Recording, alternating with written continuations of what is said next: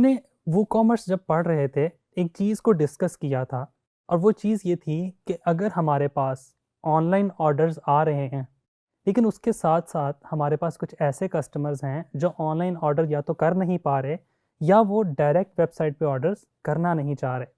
वो चाहते हैं कि वो आपसे बात करें, आपकी कस्टमर सपोर्ट टीम से बात करें और फिर अपना ऑर्डर प्लेस करें। देखिए, आपने नॉर्मली इस चीज़ को ऑब्ज़र्व किया होगा कि मोस्टली ई-कॉमर्स इसी तरह काम करती है कि एक बंदा आपके पास आया, आपकी वेबसाइट पर आया, उसने ऑर्डर प्लेस किया, आपके पास वो ऑर्डर रिफ्लेक्ट करता है बैकएंड पे, आप उसके तमाम चीज़ों को फुलफ़िल करते हैं और डिस्पैच कर देते हैं।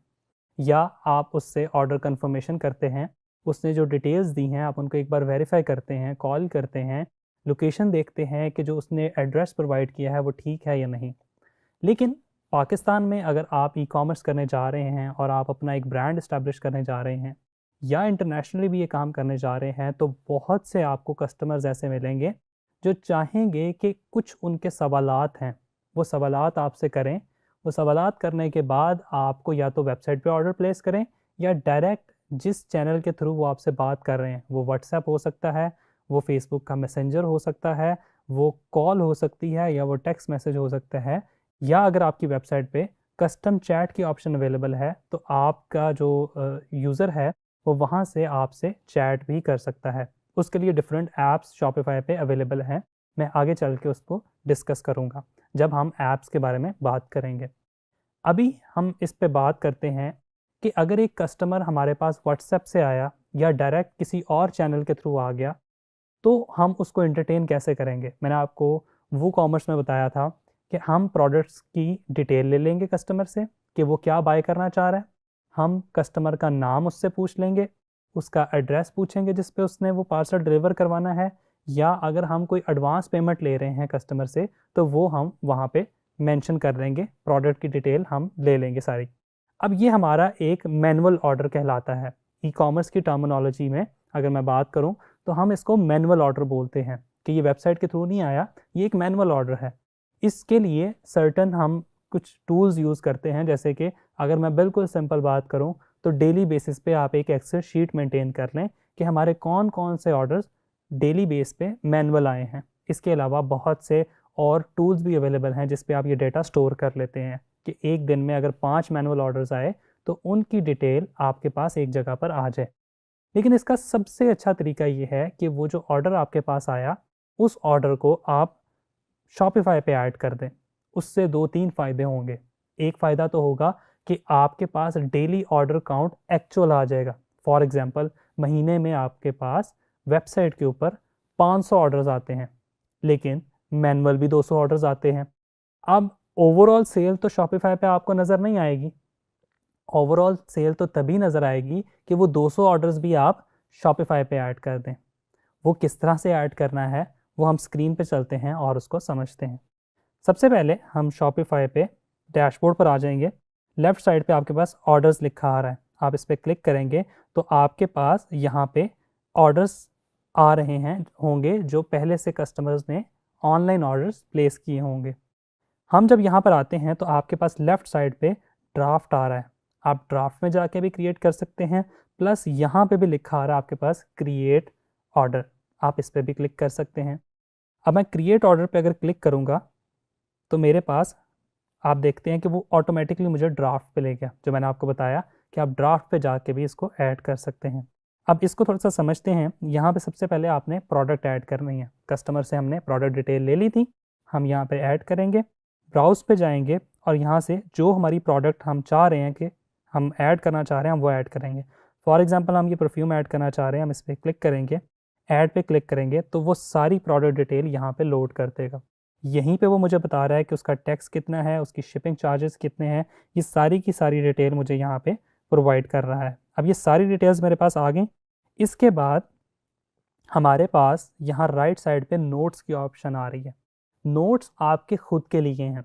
आप यहाँ पे अगर मेंशन करना चाह रहे हैं कि ये ऑर्डर कैसे आया तो आप यहाँ मेंशन कर सकते हैं व्हाट्सएप और आगे आप डेट लिख लें, फॉर एग्जांपल 1 जनवरी या जो भी आपका ईयर है आप वो यहाँ पे मेंशन कर देंगे।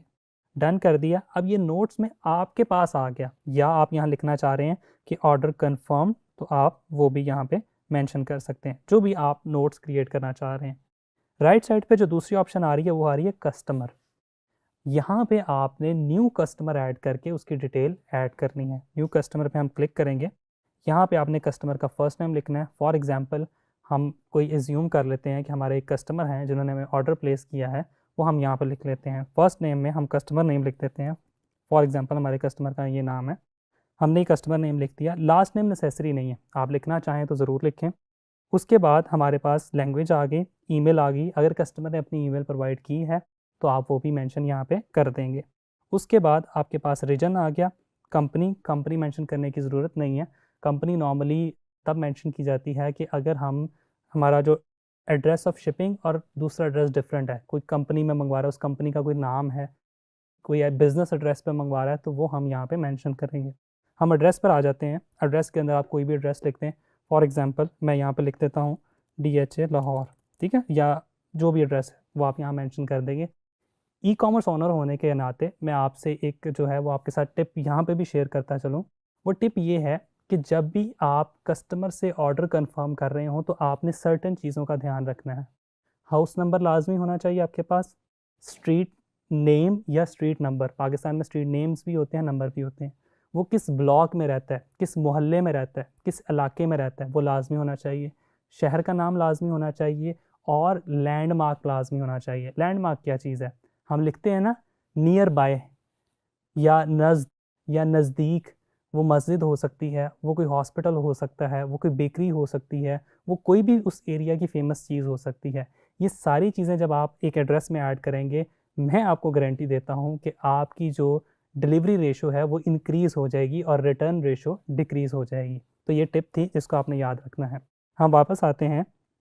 अब आगे आपके पास अपार्टमेंट नंबर वगैरह, अगर आप वो मेंशन करना चाहते हैं तो आप यहाँ पे भी मेंशन कर सकते हैं। सिटी आ जाएगी, सिटी में हम अपनी सिटी मेंशन कर देंगे।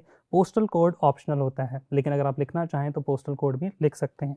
सबसे इंपॉर्टेंट फील्ड है फ़ोन नंबर, ये ज़रूरी है, ये आपने लाजमी मेंशन करना है। फॉर एग्ज़ाम्पल कोई फ़ोन नंबर है, ये एक फ़ोन नंबर मैंने यहाँ पे लिख दिया, ठीक है, मैंने सेव किया तो मेरी यहाँ पे कस्टमर ऐड हो गया। ये कस्टमर मेरे पास ऐड हो गया, इसकी डिटेल्स मेरे पास आ गई। उसके बाद यहाँ पे आपने पेमेंट ड्यू लेटर पे क्लिक करना है, ठीक है। पेमेंट ड्यू लेटर पे आप क्लिक करेंगे, उसके बाद क्रिएट ऑर्डर पे क्लिक करेंगे तो ऑर्डर क्रिएट हो जाएगा। पेमेंट ड्यू लेटर आपने ज़रूर क्लिक करना है। इससे शॉपिफाई के सिस्टम को ये पता लगता है कि हमने ये पूरी पेमेंट अमाउंट लिख के आगे फॉरवर्ड करनी है शिपिंग कंपनी को, तो ये आपने लाजमी चेक कर देना है। अगर कस्टमर ने ऑलरेडी पे कर दिया फिर आप इसको अनचेक कर दें और मार्क एज पेड करके ऑर्डर क्रिएट कर लें। लेकिन हम पेमेंट ड्यू लेटर करेंगे, क्रिएट ऑर्डर करेंगे, अब हमारा एक COD का ऑर्डर क्रिएट हो गया। मैं क्रिएट ऑर्डर पे क्लिक करूँगा,